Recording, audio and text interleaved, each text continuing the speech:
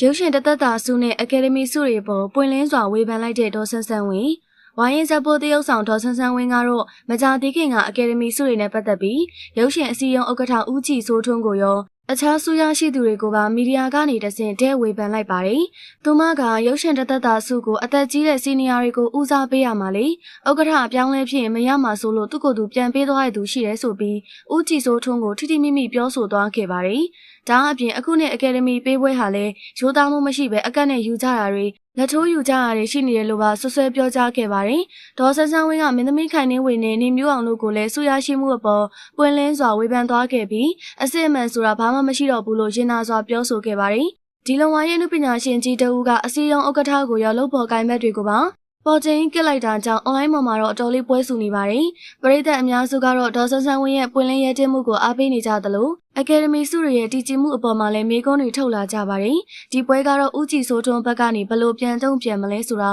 စောင့်ကြည့်စရာဖြစ်လာပါတယ်ရှင်။